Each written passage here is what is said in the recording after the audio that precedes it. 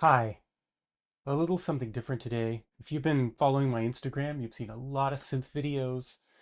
You'll know that I'm really interested in breaking away from 12 tone equal temperament. I love the piano. I love my piano. Um, but music can be so much more richer and interesting. We're not stuck to those 12 notes. Um, I became interested in this probably because I was interested in breaking away from a 7 tone major or minor scale. But then learning about the way instruments sort of tune in an ensemble. We almost never play in 12 tone equal temperament. Um, but I wanted to be able to like stretch my brain and see where I could go with music. And it's been a constant challenge. I'm making this video today because I've been lent an instrument that I want to show you, and I'm going to be showing off on my Instagram for the next month or so. If you're not familiar with me, if you search for a Glissotar and you came here, I'm Samuel Burt. I'm a composer. I live in Baltimore, Maryland. I am an improviser um, with a lot of interesting people in Baltimore. This is a scene that values people playing their instruments in non-idiomatic ways, and there's a long history of instrument builders here. So I fell into that trap. Um, I began experimenting with balloons on trombones or daxophones, which are bowed wood instruments. And these are all like, and lately I've been, if you've watched my Instagram, you've seen me working on on an Ons Martineau style instrument with a ring controller. Um, these are all instruments with continuous pitch.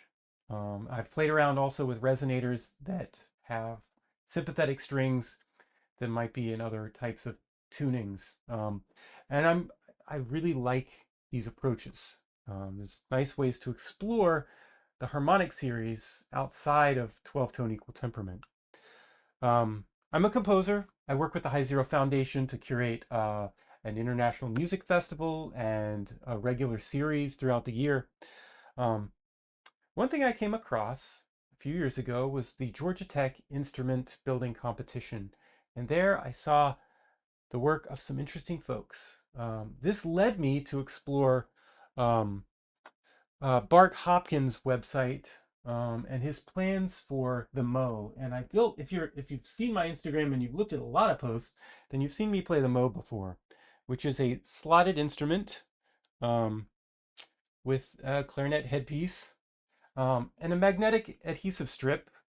In this case, I've taken a piece of bamboo and I cut off a slice of it and mounted on a solid, hard piece of wood.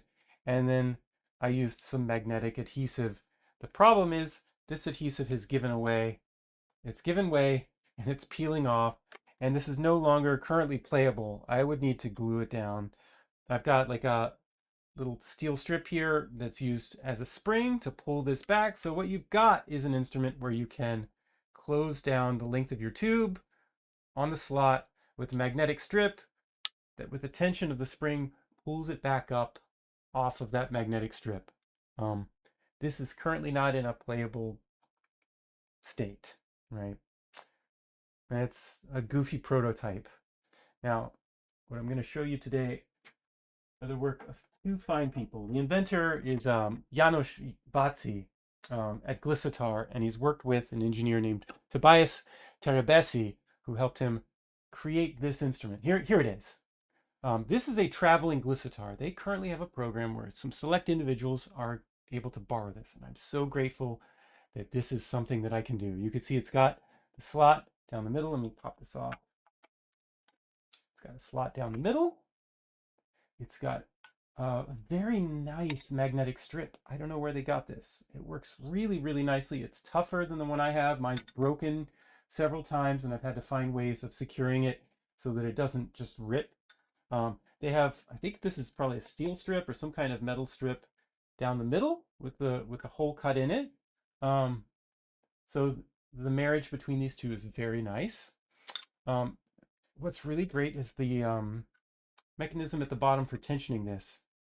There's a piece of elastic here, and then there's this like screw bolt mechanism for tightening, and then a little mechanism for changing how far away you want this tensioner to be from your key bed or key bed. We have to learn new language. What is it? What is it? It's the slot, right? We're just trying to keep this away from the slot. You can see how nicely it pulls it back up. You can adjust the height here. Yeah. And there's a couple of register keys built into this. On my Mo, I just use my lip to jump registers. Actually, these are not register keys; they're octave keys. And this they put two in because it's nice to have one for the first half of the slot, and then another one for the next half of the slot. It makes the octave jump a little bit simpler. So this is the Glissotar by Glissonic, and I will be showing it off over the next few weeks. I've got some ideas of ways I want to use it. I'm going to be playing it at Rhizome and DC in August. Yeah, so just going to give you a little taste now, and I'll be making more videos as we go along. This takes practice, and if you watch, I think it's, wait, did I see? Sorry, I might have said Janusz Vatsi. I did a little search for how to pronounce this name, but it ended up giving me somebody else's name. Sorry, it's Daniel Vatsi, who invented this. And there are videos of him playing it, and he has so much facility. In fact, he's got a little instruction booklet on fingerings, and they're fingerings for two compositions, pre-existing compositions for other instruments, but you can play them on the Glissotar with the fingerings included. I have not learned them. All of my experience up to this point has been on this thing, and this acts a lot more like a clarinet because it's a tube.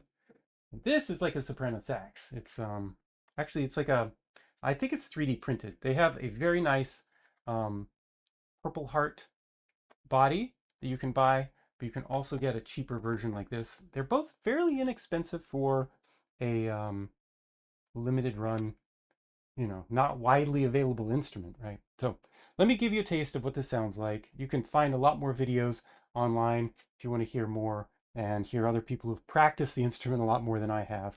But let's just get a little bit of the taste of what this instrument does.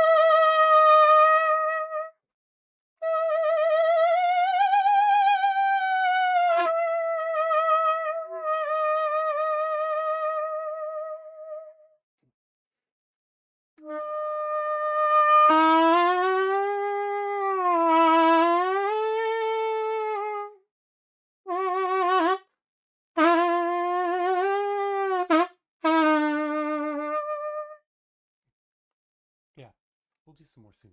Thanks.